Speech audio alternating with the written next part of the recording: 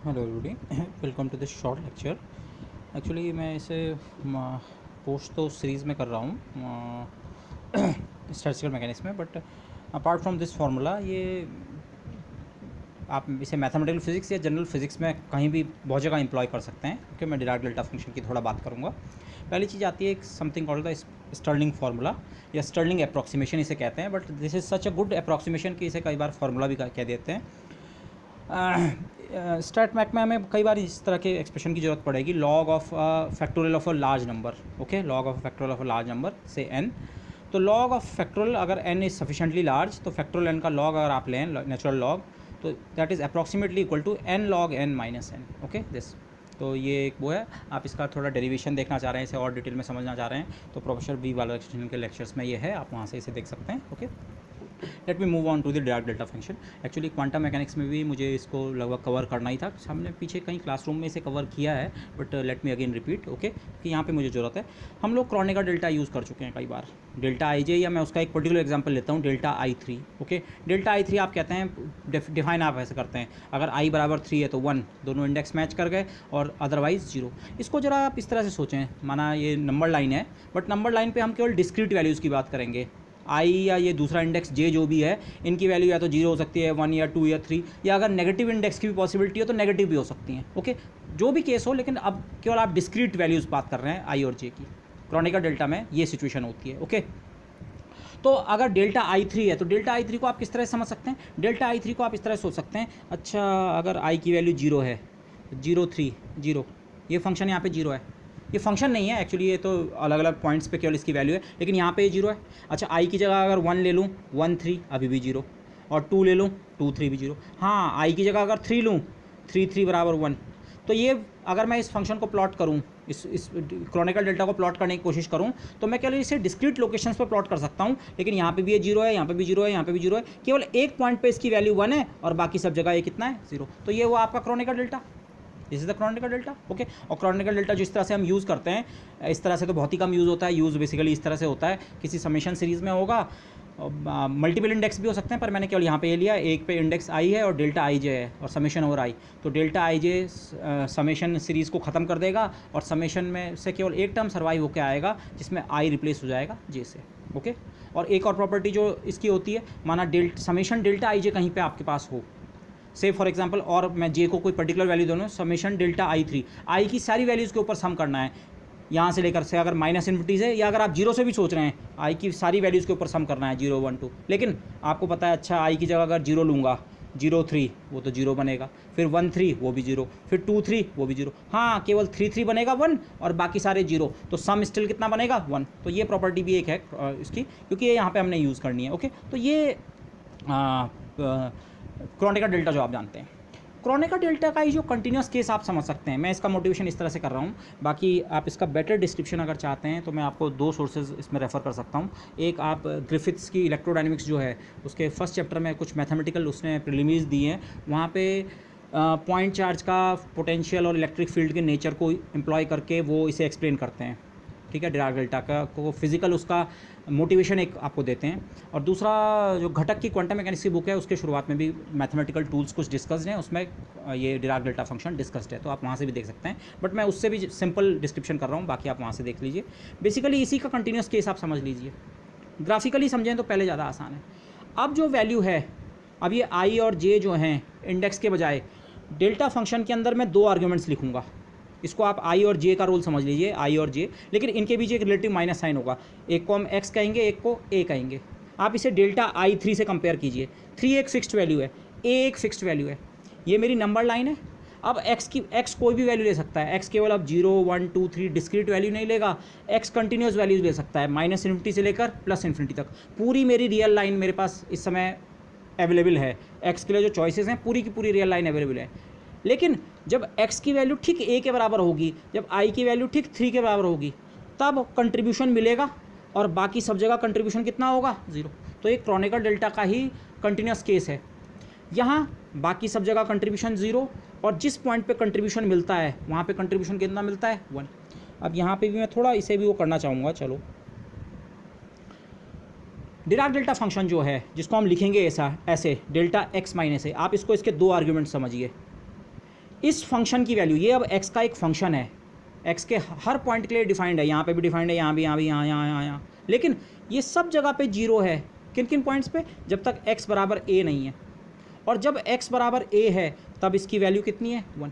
In fact ये value ऐसे 1 नहीं होती है, ये इन्फिनिटी होती है। ओके, पीछे मैंने इसे यूज़ किया था, लेकिन ये इन्फिनिटी और 1 का डिफरेंस आपको अभी क्लियर हो जाएगा। क्यों कभी कभी हम इसे कहते हैं कि ये 1 के बराबर है, लेकिन एक्चुअली अगर स्ट्रिक्ट मैथमेटिकल सेंस में कहें तो इन्फिनिटी कहना चाहिए, और मैथमेटिकल सेंस में तो वैसे ये डिराक डेल्टा फंक्शन एक फंक्शन भी नहीं होता है डिफाइंड। ओके, तो इसलिए, लेकिन ये इन्फिनिटी और 1 का डिफरेंस मैं आपको थोड़ा क्लियर करना चाहूँगा। आप दिमाग में ये सोच सकते हैं कि ये क्रॉनिकल डेल्टा की तरह है, जब x बराबर a है तब 1 और बाकी सब जगह 0। तो अगर आप इसका ग्राफ सोचें, अब केवल कुछ पोजीशंस पे नहीं है सिचुएशन कि यहाँ पे 0 और यहाँ पे 0 और यहाँ पे 0 और यहाँ पे 0 और यहाँ पे 1 और बाकी सब जगह 0। अब सिचुएशन ये है, यहाँ सब जगह 0, x इक्वल टू -0.7 पे भी, और -70 पे भी, और -69 पे भी, और -69.4 पे भी, और 0 पे भी, और 0.1 पे भी, और 0.2 पे भी, और 0.3 पे भी, और 0.4 पे भी।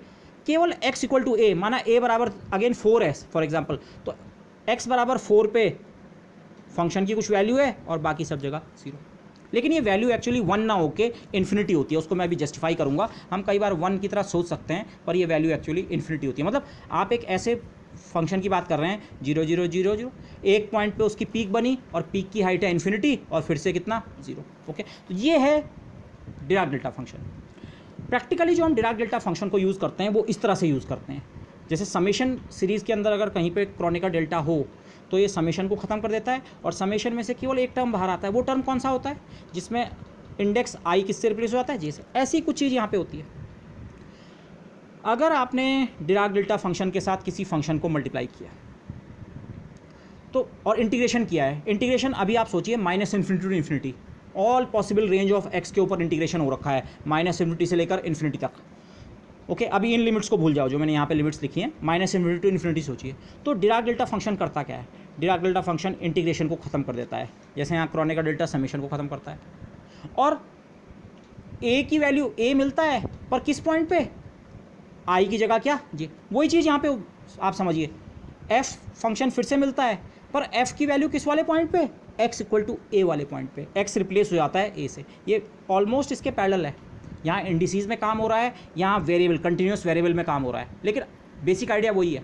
इसको हम इस तरह से कहते हैं, the Dirac delta function picks the value of the multiplying function at the location of its peak. ये जो पॉइंट है डेल्टा x माइनस a में, जो ये a वाला पॉइंट है, इसे हम कहते हैं ये हमारे डिराक डेल्टा फंक्शन की पीक का पॉइंट है। पीक यहीं पे तो है इसकी।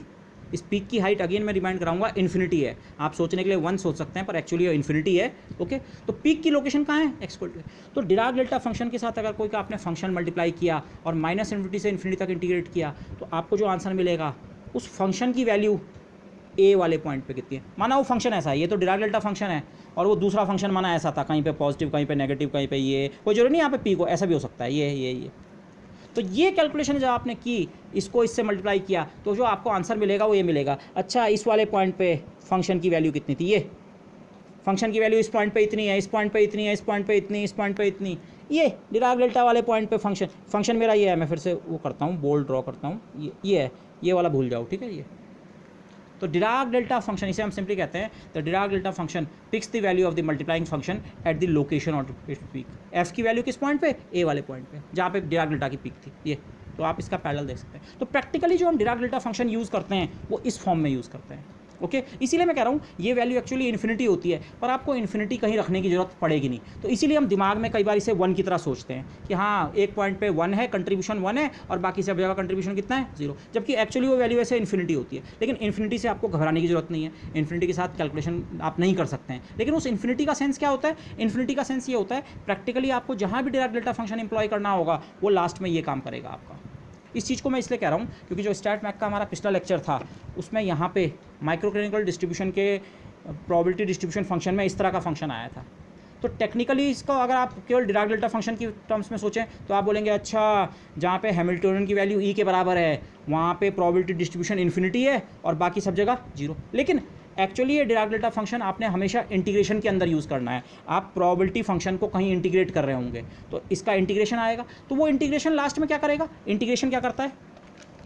बाकी सब जितने पैरामीटर्स हैं जो चीज़ से मल्टीप्लाइड हैं बाकी फंक्शंस, उसमें x को किससे रिप्लेस कर देगा, a से। तो ये वाला डिराक डेल्टा फंक्शन इंटीग्रेशन के अंदर जब ऑपरेट होगा तो ख़त्म होते होते क्या करने वाला है, जहाँ जहाँ h होगा उसको किससे रिप्लेस कर देगा, e से। हैमिल्टनियन की वैल्यू एनर्जी वैल्यू से। यही तो हम करना चाह रहे थे माइक्रोक्रोनिकल एंसेम्बल में। सिस्टम की एनर्जी फिक्स्ड है E, ठीक है, अनसर्टेनिटी के कारण वो E से लेकर E+D के बीच में है, पर बेसिकली एक particular value of energy E की हम बात कर रहे हैं। तो ये डिराक डेल्टा फंक्शन इसलिए इम्पोज किया था मैंने यहाँ पे। तो hopefully you understand better now, okay बस। तो ये डिराक डेल्टा फंक्शन, और इसी का एक पर्टिकुलर केस आप इसे समझ सकते हैं। हाँ, अब मैं इसकी बात करूँगा। इस इंटीग्रेशन की लिमिट्स लेकिन -∞ से +∞ तक होना भी जरूरी नहीं है। मैंने यहाँ पे लिखा हुआ है a-ε to a+ε। a हमारी पीक की लोकेशन है। जो मेरा डिराक डेल्टा फंक्शन है, माना x-7 हो, डेल्टा x-7, इसका मतलब इसकी पीक x=7 पे होगी। अगर इंटीग्रेशन की लिमिट्स मेरी पीक वाले पार्ट को कवर कर रही हैं, भले ही वो -∞ से ∞ तक ना हो इंटीग्रेशन, लेकिन अगर वो इंटीग्रेशन की लिमिट्स इस पीक के रीजन को कवर कर रही हैं तो मेरा आंसर यही बनेगा। और अगर पीक के रीजन को कवर नहीं कर रही हैं तो आंसर बनेगा 0। ओके, तो ये ज़रूरी नहीं है कि ये इंटीग्रेशन -∞ से ∞ तक ही हो तभी ये आंसर आपको मिलेगा। बस डिराक डेल्टा अगर इंटीग्रेशन के रीजन में लाई कर रहा है, उसकी पीक इंटीग्रेशन के रीजन में लाई कर रही है, तो आपका आंसर यही बनेगा। और अगर पीक लाई नहीं कर रही है, पीक लाई नहीं कर रही, तब तो बाकी सब जगह तो डिराक डेल्टा फंक्शन 0 होता है, तब तो इंटीग्रेशन 0 ही बनने वाला है। तो अगर पीक कवर हो रही है तो आंसर ये बनेगा, और पीक कवर नहीं हो रही है तो आंसर बनेगा 0। ओके, तो ये एक प्रॉपर्टी है। और एक पर्टिकुलर केस आपको इसका देखें, f(x) की जगह अगर आप 1 ले लें, जो फंक्शन आपने लिया कांस्टेंट फंक्शन लिया और 1 के बराबर ले लिया, f(x) की जगह 1, तो इंटीग्रेशन क्या बचा, डेल्टा x माइनस a, और मैंने यहाँ पीक लिखा है। अब मैंने -∞ to ∞ नहीं लिखा है। मेरा जो भी इंटीग्रेशन है वो पीक को कवर कर रहा है, बस मैं इसकी बात कर रहा हूँ, ठीक है। वो -5 to +50 भी हो सकता है, बशर्ते पीक उसके बीच में हो, या -∞ to +∞ भी हो सकता है। अगर पीक इसके बीच में लाई कर रही है और f(x) की जगह मैं 1 रख दूँ, तो राइट हैंड साइड में मुझे क्या मिलेगा, डिराक डेल्टा फंक्शन पिक करता है the value of function at the location of its peak. इस समय फंक्शन की जगह 1 है, 1 की वैल्यू x=a पे भी कितनी होगी, 1। f(x) जो मैंने फंक्शन लिया है वो ये फंक्शन ले लिया है 1, सब जगह 1, यहाँ भी 1, यहाँ भी 1, यहाँ भी 1, यहाँ भी 1, यहाँ भी 1। तो डिराक डेल्टा फंक्शन की प्रॉपर्टी इंप्लॉय करो। डिराक डेल्टा फंक्शन इंटीग्रेशन को खत्म करेगा और क्या करेगा, it picks the value of the function at the location of its peak, और लोकेशन ऑफ इट्स पीक पे इस फंक्शन की वैल्यू कितनी है, 1। ये मैंने इसलिए किया, ये इसकी तरह का है। क्रोनिकल डेल्टा पे आप सारी वैल्यूज़ के ऊपर सम करें, और यहाँ भी सारी वैल्यूज़ के ऊपर सम करना ज़रूरी नहीं था। पीक की लोकेशन जो वाला पॉइंट पे वो 1 कंट्रीब्यूट करता है, अगर वो इस समेशन के अंदर आ रहा है तो ये समेशन पूरी रेंज के ऊपर 1 देगा, अदरवाइज 0। वही चीज़ यहाँ पे भी। तो पैरेललिज्म है। इनफैक्ट डिराक डेल्टा को आप क्रोनिकल डेल्टा का कंटिन्यूस केस समझ सकते हैं। ओके, मैथ की प्रॉपर्टीज़ वो हैं। 3 डायमेंशनल केस में इसका जनरलाइजेशन आपको मिल जाएगा। ओके, उन्हीं बुक्स में जिनका मैंने रेफरेंस दिया है।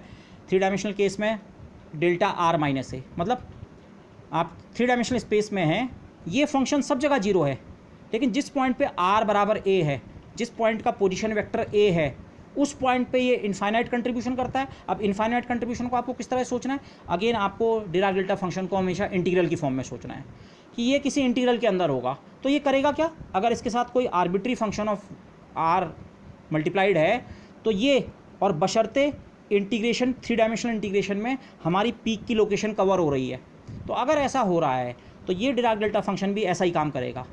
ये एफ आर को रिप्लेस कर देगा एफ ए से, क्योंकि इस समय जो पीक है r=a पर है। ओके, तो ये डिराक डेल्टा फंक्शन की काफ़ी सारी प्रॉपर्टीज़ होती हैं, ठीक है। जैसे क्रोनिकल डेल्टा की एक प्रॉपर्टी डेल्टा आई जे बराबर डेल्टा जे आई, अपनी इंडिसीज में क्या होता है, सिमेट्रिक।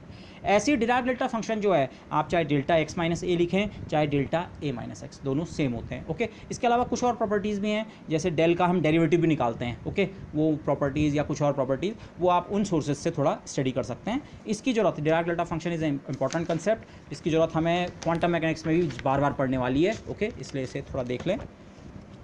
अब डिराक डेल्टा फंक्शन के एक हम बात करते हैं रिप्रेजेंटेशन की। मैथमेटिकली डिराक डेल्टा फंक्शन है ही नहीं, क्योंकि यहाँ आप इन्फिनिटी की बात कर रहे हैं बेसिकली। ओके, ये जो पीक है इसकी हाइट इन्फिनिटी है। ये इन्फिनिटी क्यों है ये भी अब आपको क्लियर हो जाएगा। मैथमेटिकली इनको लिमिटिंग प्रोसेस से डिफाइन करते हैं। लेट मी डू इट, तब आप समझ पाएंगे। हम एक फंक्शन डिफाइन करते हैं जो कि रेक्टेंगल फंक्शन है। ये एक डिसकंटिन्यूस फंक्शन है बट स्टिल एक मैथमेटिकली वेल डिफाइंड ऑब्जेक्ट है। वेल डिफाइंड किस सेंस में? ये फंक्शन मैंने इस तरह से डिफाइन किया, जब तक x लेस देन माइनस है, a की कुछ भी वैल्यू हो सकती है, ओके a की वैल्यू से आपने 10 ले ली तो आप -10 सोच रहे हैं, x जब तक -10 से कम है फंक्शन 0 है, ये फंक्शन 0। उसके बाद -10 से लेकर 10 तक इस फंक्शन की वैल्यू है कितनी है, लेकिन 1/2a। अगर a की जगह मैंने 10 लिया है तो 1/2, 1/20, 1/20। यहाँ ये फंक्शन 0 है, -a से a तक इस फंक्शन की कुछ वैल्यू, फिक्स्ड वैल्यू, ये फिक्स्ड वैल्यू 1/2a के बराबर। और उसके बाद x ग्रेटर देन a के बाद फिर से ये फंक्शन कितना होता है, 0। तो अगर आप इस फंक्शन की शेप देखें, ये रेक्टेंगल जैसा बन रहा है, इसी को कहा जाता है रेक्टेंगल फंक्शन। ये जो मैंने यहाँ पे डिफाइन किया, ये पीस वाइज कंटिन्यूस फंक्शन है, यहाँ से यहाँ तक कंटिन्यूस है, फिर यहाँ से यहाँ कंटिन्यूस है, फिर यहाँ से यहाँ कंटिन्यूस है, इस पॉइंट पे डिसकंटिन्यूस है, but okay it is a function. ये मैथमेटिकली एक वेल डिफाइंड ऑब्जेक्ट है, कोई दिक्कत नहीं है इसके साथ। अब अगर आप इस फंक्शन का इंटीग्रेशन करें -∞ से ∞ तक, इसका इंटीग्रेशन करना बहुत आसान है। इंटीग्रेशन का मतलब होता है area under the curve, x axis के साथ कितना एरिया ऑक्यूपाई कर रहा है। ये फंक्शन यहाँ से यहाँ तक तो एक्स एक्सिस के साथ ही है, तो यहाँ से यहाँ तक का तो एरिया 0 है। फिर यहाँ से यहाँ तक ये रेक्टेंगल बन रहा है और फिर इसके बाद फिर से एरिया 0 है, तो एरिया केवल यही तो आ रहा है। तो अगर मैं इस फंक्शन का इंटीग्रेशन करूँ -∞ से ∞ तक इस रेक्टेंगल फंक्शन का, तो कितना बनेगा इस रेक्टेंगल का एरिया। इस रेक्टेंगल की विड्थ कितनी है, a इधर और a इधर, 2a, और इसकी हाइट कितनी है 1/2a। इसकी हाइट 1/2a मैंने इसीलिए ली थी, इसकी विड्थ अगर 2a है तो इसकी हाइट 1/2a, तो मल्टीप्लाई करके एरिया कितना बन रहा है 1।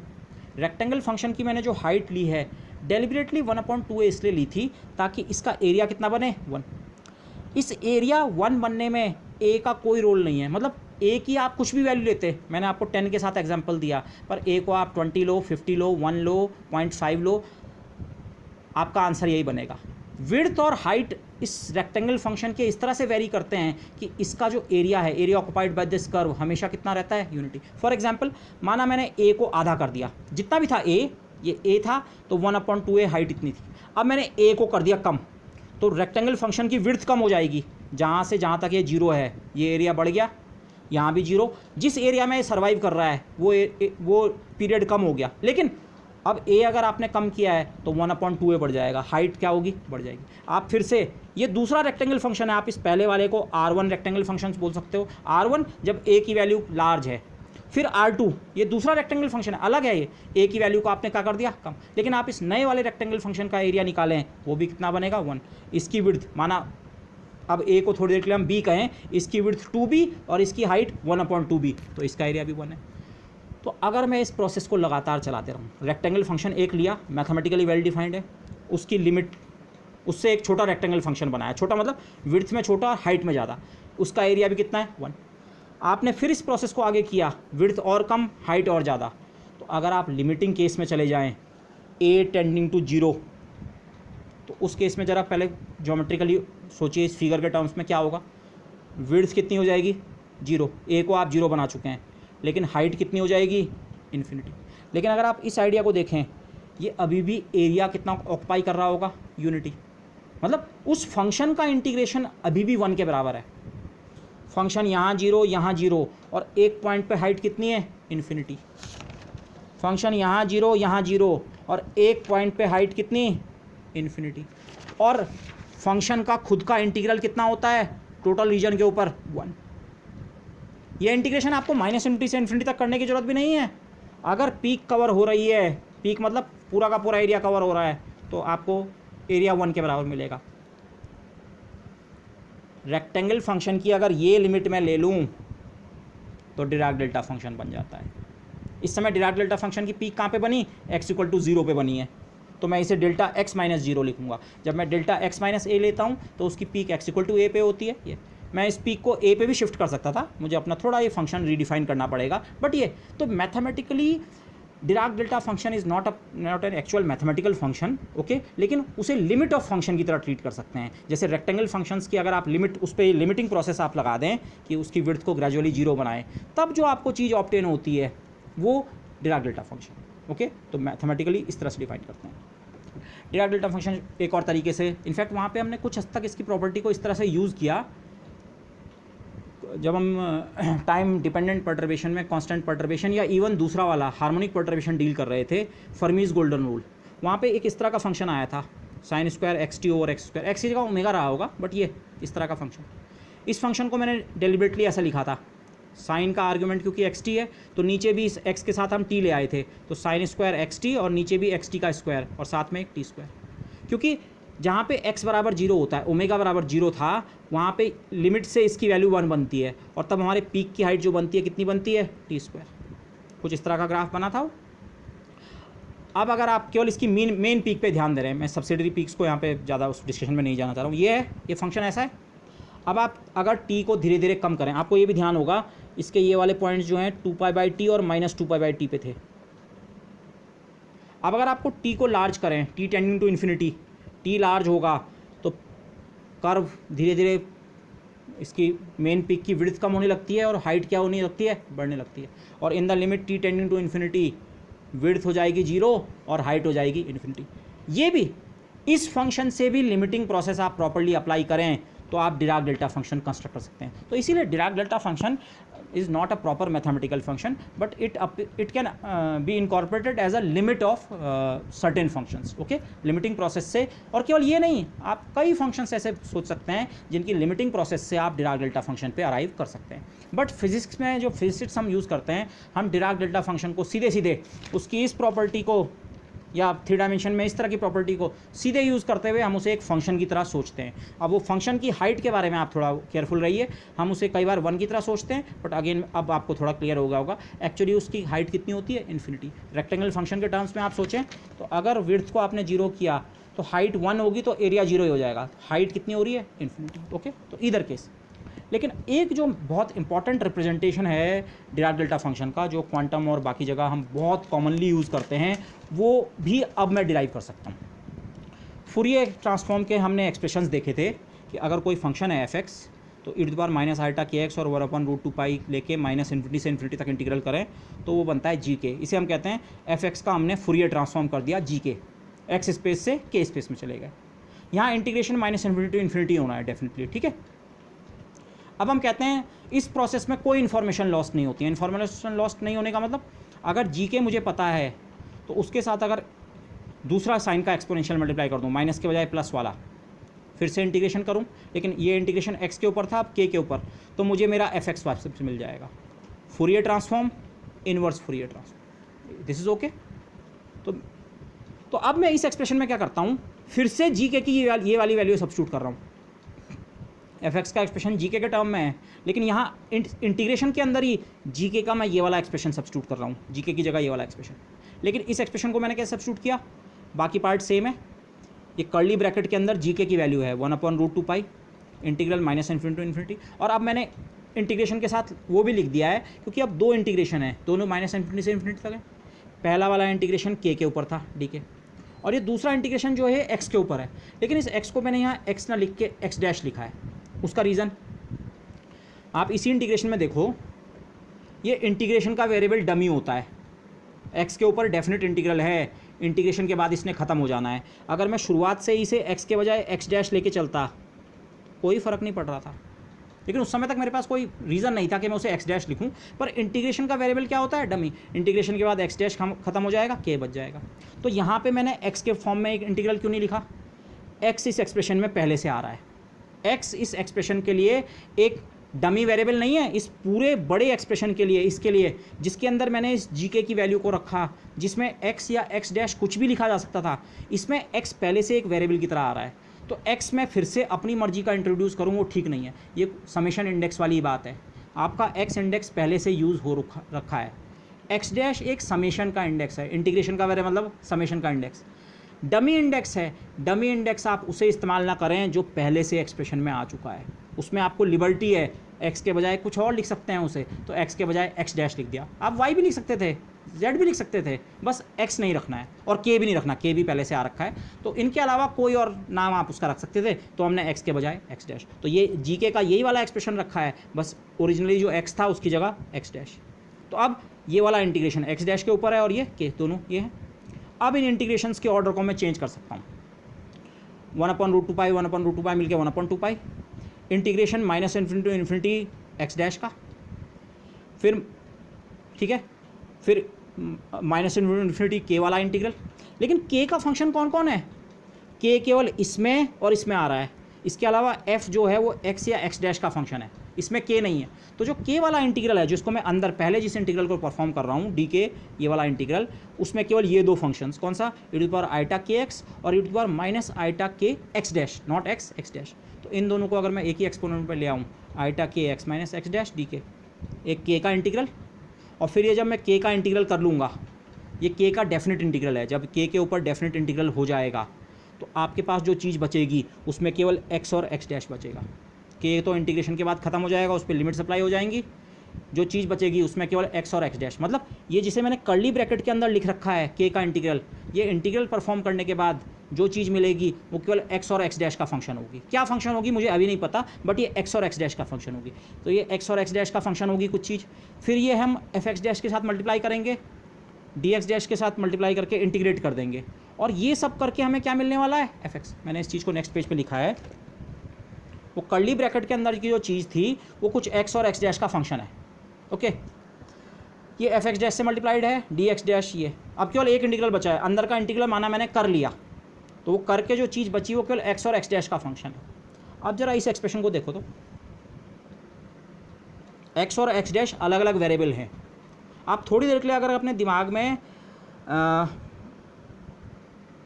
एक्स डैश की जगह वाई या ए सोचें तो, ताकि आपका अगर इसमें क्लियर नहीं हो रहा है, बट होपफुली इसमें से भी आपको क्लियर हो जाना चाहिए। कोई चीज़ है वो एफ एक्स डैश से मल्टीप्लाई करनी है, एक्स डैश इंटीग्रेशन का वैल्यू है, मतलब एक्स डैश ने अलग अलग वैल्यू लेनी है माइनस इन्फिनिटी से लेकर इन्फिनिटी तक। लेकिन ये इंटीग्रेशन करने के बाद 1/2π को अभी भूल जाते हैं, इसको हम आराम से एडजस्ट कर सकते हैं। ये सब करने के बाद आपको फिर से एफ ही मिलना है, लेकिन एफ किस वाले पॉइंट पे, एक्स वाले पॉइंट पे। ये चीज़ क्या कर रही है, ये जो भी ये चीज़ है unknown C, it is picking up the value of F at X dash equal to X. इस समय इंटीग्रेशन का वेरिएबल एक्स डैश है, एक्स डैश की पूरी रेंज है माइनस इन्फिनिटी से इन्फिनिटी तक। एफ एक्स डैश का पता नहीं कैसा बिहेवियर है, अजीब सा बिहेवियर है।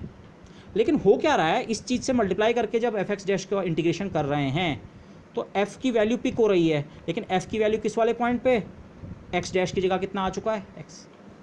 ऐसा काम तो डिराक डेल्टा फंक्शन करता है। ज़रा सोचिए, अगर इसकी जगह delta x dash minus x होता, अभी तक हम डेल्टा एक्स माइनस ए या ऐसा कुछ ले रहे थे, बट उस आर्ग्यूमेंट को आप यहाँ भी एक्सटेंड कर सकते हैं, डेल्टा एक्स डैश माइनस ए, और एक्स डैश के ऊपर इंटीग्रेशन है, एक्स डैश ने अलग अलग वैल्यू लेनी है। डिराक डेल्टा फंक्शन जब किसी फंक्शन से मल्टीप्लाई होता है तो इंटीग्रेशन करने के बाद इंटीग्रेशन ख़त्म हो जाता है। इंटीग्रेशन ख़त्म होते होते आप चेक कर सकते हैं पूरी रेंज कवर्ड है, पूरी रेंज कवर्ड है, तो मतलब पीक ज़रूर बीच में आ रही होगी। तो पीक अगर बीच में आ रही होती है डिराक डेल्टा फंक्शन की, तो होता क्या है, जो फंक्शन आपने मल्टीप्लाई किया होता है डिराक डेल्टा के साथ, उसकी वही फंक्शन मिलता है, लेकिन किस पॉइंट पे, एक्स डैश किससे रिप्लेस हो जाता है, एक्स से। तो ये काम यही तो करेगा। इसका मतलब ये जो कर्ली ब्रैकेट के अंदर ये जो मैंने चीज़ लिखी थी, ये जिसे ये तो हमें पता लग गया था ये एक्स और एक्स डैश का फंक्शन बनेगा, पर वो एक्स और एक्स डैश का एक्चुअली कौन सा फंक्शन है, वो सिंपली एक डिराक डेल्टा फंक्शन है। साथ में आपको इसका 2π का ध्यान भी रखना पड़ेगा, 2π को भी आपको एडजस्ट करना है। तो ये जो चीज़ थी, जो एक कर्ली ब्रैकेट के अंदर की एक क्वांटिटी थी, e to the power eta X minus X dash D K का इंटीग्रल माइनस इन्फिनिटी से इन्फिनिटी, ये बेसिकली डिराक डेल्टा फंक्शन है। डेल्टा चाहे एक्स डैश माइनस एक्स लिखो, चाहे X minus X dash, Dirac delta function जैसे Kronecker delta अपने indices में सिमेट्रिक होता है, डिराक डेल्टा फंक्शन अपने इन आर्गूमेंट्स में सिमेट्रिक होता है। एक्स माइनस एक्स डैश लिखो या एक्स डैश माइनस एक्स, एक ही बात है, लेकिन साथ में 2π, क्योंकि 2π का फैक्टर इस 2π को कैंसिल करेगा, तब ये बैलेंसिंग होगी। ओके, ये और यहाँ क्योंकि चाहे आप एक्स माइनस एक्स डैश लिखो, चाहे एक्स डैश माइनस एक्स, तो इसलिए यहाँ प्लस माइनस आइटा के आप कुछ भी ले सकते हैं, चाहे प्लस लो चाहे माइनस लो। एक केस में एक्स माइनस एक्स डैश बनेगा, दूसरे केस में एक्स डैश माइनस एक्स, तो स्टिल आपका डिराक डेल्टा फंक्शन तो सेम बनना है। तो ये एक बहुत इंपॉर्टेंट रिजल्ट है। बेसिकली आपको डिराक डेल्टा फंक्शन का एक एक्सप्रेशन मिल गया है, integral form of Dirac delta function आप इसे कह सकते हैं। ओके, इस 1/2π को यहाँ ले आओ, फूरियर ट्रांसफॉर्म से बहुत इजीली आपको डिराक डेल्टा फंक्शन के लिए एक एक्सप्रेशन मिल चुका है। ये एक्सप्रेशन इतना ज़्यादा यूज़ होता है quantum mechanics, quantum field theory and this thing, okay, ये बहुत कॉमनली यूज़ होता है. So this is a very very important expression. This is one particular representation of the Dirac delta function. Okay, तो जो one dimensional Dirac delta function है उसका representation ये रहा. और कई बार इसके बजाय यहाँ पे डिराक डेल्टा फंक्शन आपका एक्स स्पेस में है, एक्स की वैल्यू जब एक्स डैश होगी या एक्स डैश की वैल्यू जब एक्स होगी तब पीक मिलेगी. लेकिन आप के स्पेस में भी, मोमेंटम स्पेस में भी डिराक डेल्टा फंक्शन की बात कर सकते हैं. तो सिंपली मैंने इस एक्सप्रेशन को कॉपी कर दिया है, एक्स की जगह के रख दिया, के की जगह एक्स, तो आप सिमिलर एक्सप्रेशन यहाँ भी लिख सकते हैं. ओके, ये तो सिंपली मैथमेटिक्स में चेंज ऑफ वेरिएबल, एक्स की जगह वाई, वाई की जगह जेड, समथिंग लाइक दैट. लेकिन तो ये जो एक्सप्रेशन है, this is called the representation, one particular representation of the Dirac delta function. ठीक है, जो कि फूरियर ट्रांसफॉर्म से बहुत इजीली ऑब्टेनेबल है. तो ये कई बार हमारे पास कहीं पे आ सकता है कैलकुलेशंस में, तो ये बहुत हेल्प करता है कैलकुलेशंस को ईज आउट करने में. क्योंकि माना आपके पास एक डबल इंटीग्रल है, उस इंटीग्रल के अंदर एक इंटीग्रल ये वाला है, तो इस इंटीग्रल से डिराक डेल्टा मिला, और फिर डिराक डेल्टा को यूज़ करके आप दूसरे इंटीग्रल को बहुत आराम से ख़त्म करके सॉल्व कर सकते हैं. डिराक डेल्टा इंटीग्रल को ख़त्म करेगा और एक्स को एक्स डैश से रिप्लेस कर देगा या एक्स डैश को एक्स से. वो डिपेंड करेगा आपका इंटीग्रेशन एक्स के ऊपर है कि एक्स डैश के ऊपर है. ओके, तो डिपेंडिंग ऑन आपका समेशन आई के ऊपर है या समेशन जे के ऊपर है, जैसे क्रोनिकल डेल्टा में होता है तो एक इंडेक्स खत्म हो जाता है, तो वैसे ही. तो ये बहुत यूज़फुल एक्सप्रेशंस हैं डिराक डेल्टा के. तो ये डिराक डेल्टा के बारे में मुझे थोड़ा सी बात करनी थी. तो with that I would like to end this lecture. Thank you everybody.